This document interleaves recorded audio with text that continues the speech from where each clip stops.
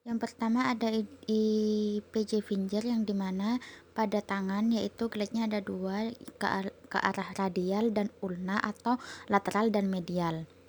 Yang dimana pada interpalam proksimal di sini statis atau diam difiksasi oleh fisioterapis dan pada distal interpalang distalnya di glade ke arah baik lateral atau medial yang dimana glade-nya itu secara tegak lurus. Lalu akan ditambahkan tambahan movement ke arah fleksi apabila dia mendapatkan keterbatasan pada gerakan fleksi dan akan ditambahkan movement ke arah ekstensi apabila dia mendapatkan keterbatasan ke arah ekstensi.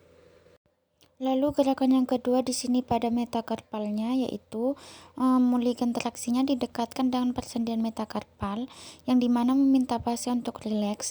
Lalu fisioterapi akan menekan tulang dan membawanya ke bawah. Jadi ditekan ke bawah, tidak kembali ke atas.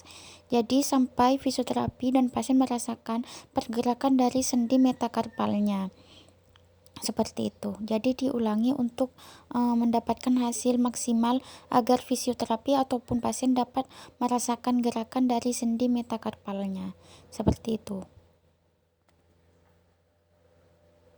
Lalu selanjutnya ada mulligan Iya, di yang scaphoid menonjol. yang dimana untuk mencari scaphoid di sini adalah ia sesuatu yang ketika Bantuin tangan diintensikan dia jarimu yang cekung satu. atau hilang Ya jika gitu. pada keadaan netral Ya posisi kamu netral kamu atau suruh fleksi dia akan menonjol. ke Dan sini sambil kamu mulligan bawain scaphoid ta ini gitu. digunakan Kan dalam terasa mengatasi hilang kata ibunya keterbatasan kan. ekstensi uris yang Ulang disebabkan lagi. kekakuan pada persendian antara scaphoid dan radius ulnar joint yang dimana Udah. menyebabkan scaphoid ini down. Iya, Lalu yang di menonjol. sini fisioterapi akan memobilisasi scaphoid atau Bantuin tangan menekan jarimu yang dan satu.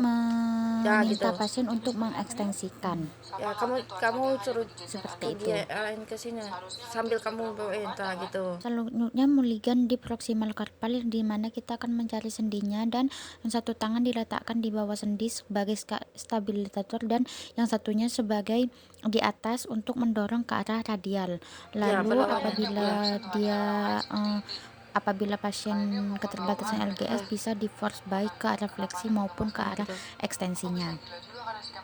Udah. Selanjutnya teknik mulligan yang akan dilaksanakan di tangan yaitu di prosesus spinoideus dan dimana nanti itu tekniknya dengan menekan tangan sendi tulang prosesus spinoideus ke bawah untuk pasien merasakan dan apabila ada keterbatasan silakan diberi force.